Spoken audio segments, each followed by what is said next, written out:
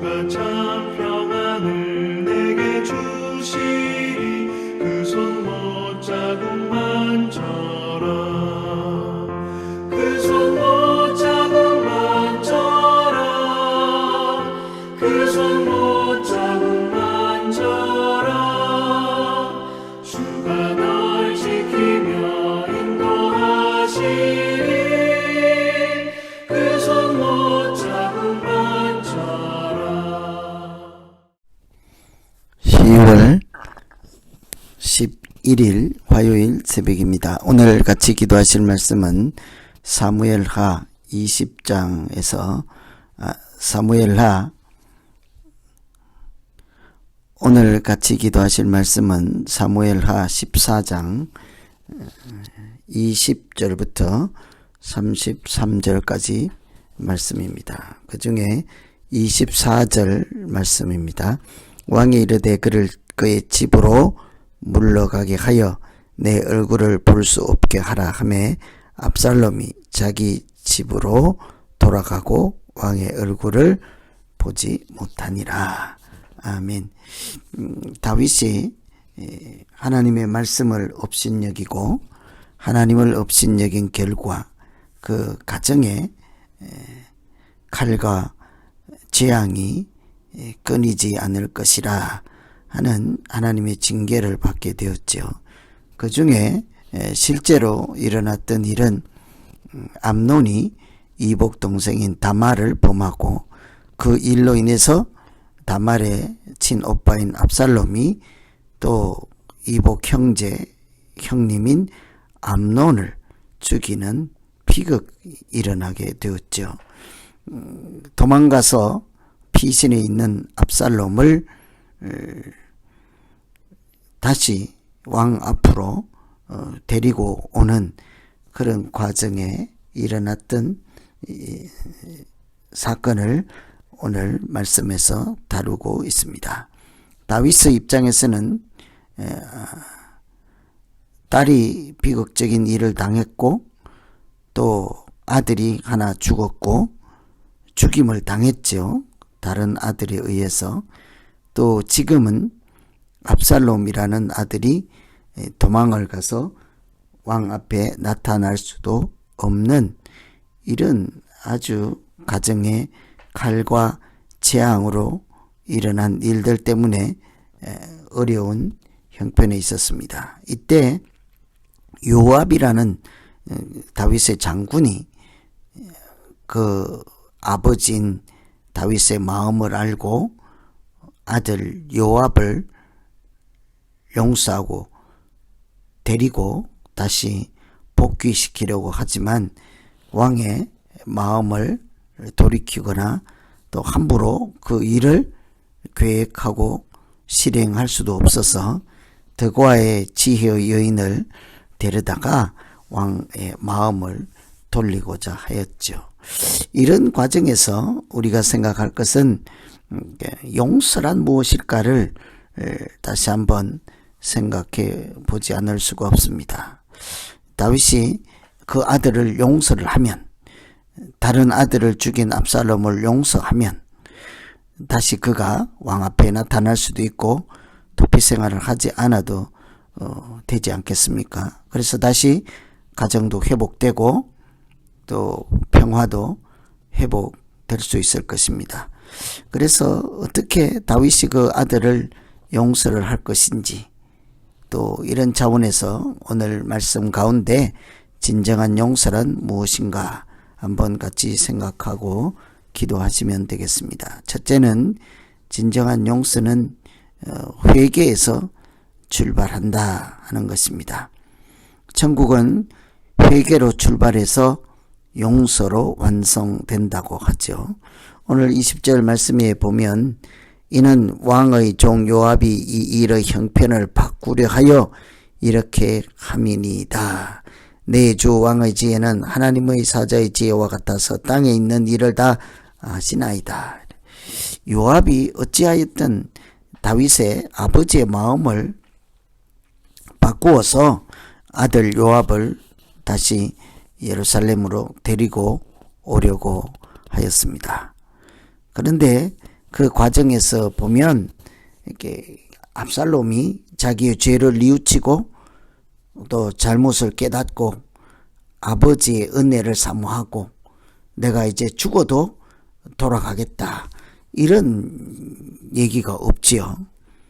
회개하라 천국이 가까이 왔다 하는 것처럼 천국은 회개에서 시작함에도 불구하고 살인자로서 도망가 있는 압살롬은 자기 죄를 뉘우치거나 돌이켜 하나님 앞에 죄인으로서 회개하는 모습을 보이고 있지는 않습니다.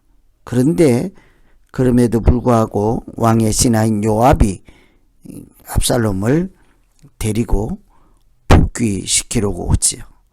다시 데려와서 예전처럼 죄가 없는 사람처럼 살게 하려고 하고 있습니다.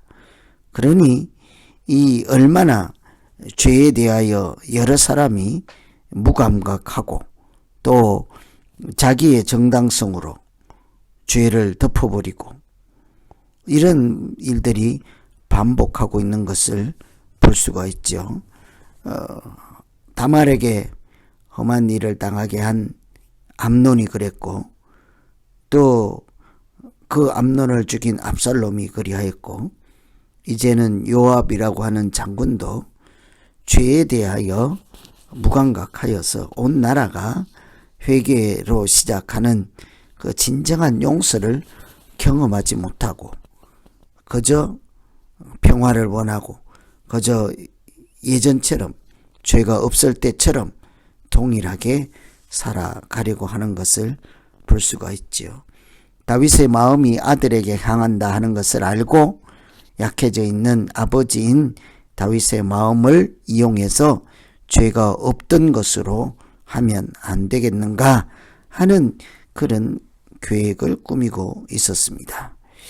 다윗도 살인자였지요. 그런데 그는 하나님 앞에서 달랐습니다. 자기 죄에 대해서 통회하고 마치 뼈가 마른다. 시편 51편에 보면 나의 죄를 씻어 주십시오 하고 하나님께 매어 달리죠.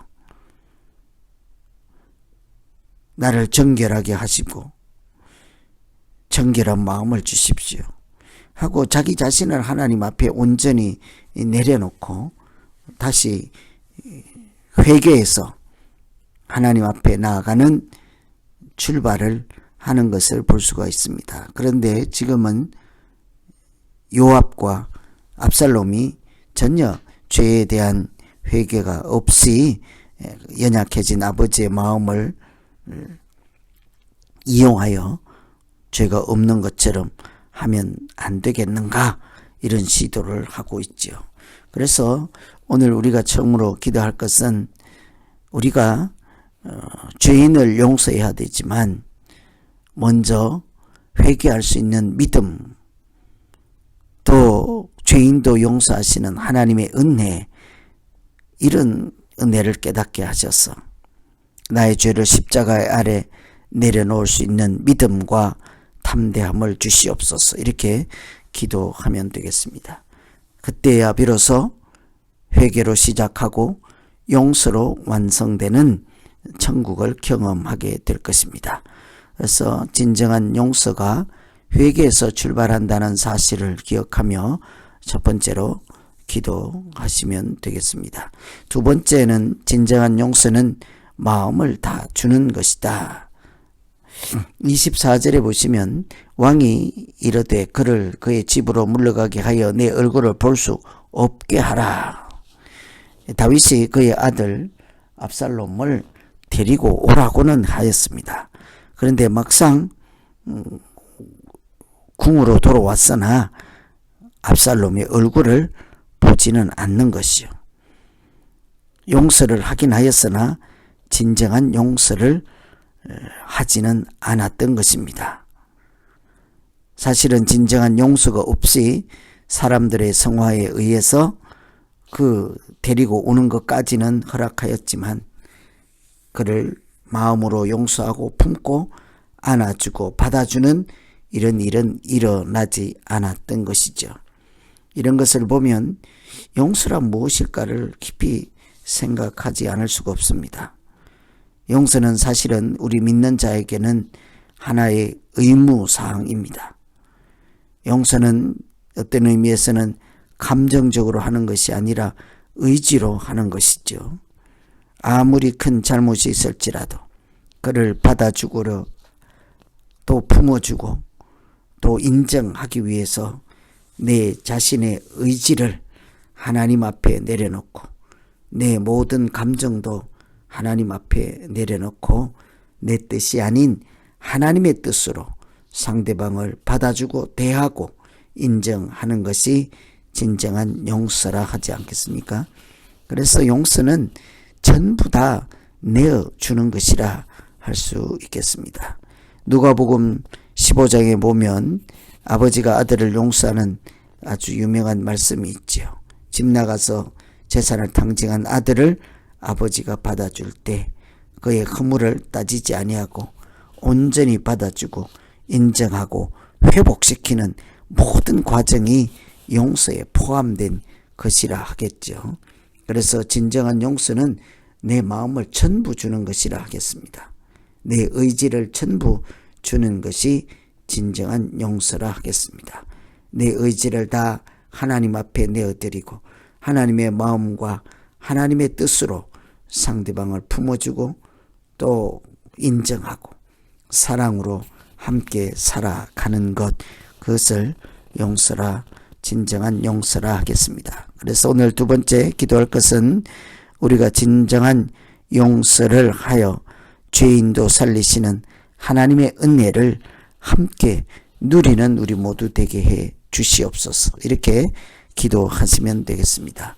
오늘은 아들을 죽이고 도망가 있는 다른 아들을 궁으로 다시 복귀하는 과정에서 진정한 용서란 무엇인지 다윗의 마음과 돌아오는 압살롬의 마음, 또 그 일을 추진하는 장군 요압의 마음을 보면서 진정한 용서란 무엇일까를 같이 생각하고 천국은 회개로 시작해서 용서로 완성되고 또 마음을 다해서 그 상대방을 인정하고 회복시키는 것까지 내 의지가 아닌 하나님의 뜻을 따라가는 용서를 생각하며 같이 기도하시면 되겠습니다. 오늘 말씀 의지해서 이제 우리 각자 기도하겠습니다. 하나님 아버지, 우리가 서로 살다가 용서하며 살지 않을 수가 없는 것이 인생입니다.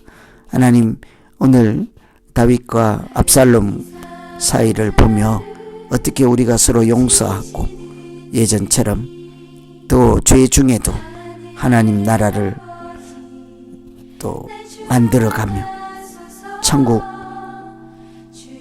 소유한 사람으로서 진정한 용서를 경험한 사람으로서 어떻게 살아갈 것인지 우리의 마음이 주께로 향하게 하시고 때로는 우리 의지를 다 내려놓고 전부 하나님 뜻에 따라 행동하고 말하게 하여서 죄인까지도 품어주고 용서할 수 있는 담대한 믿음으로 살아가는 우리 모두 되게 하여 주시옵소서.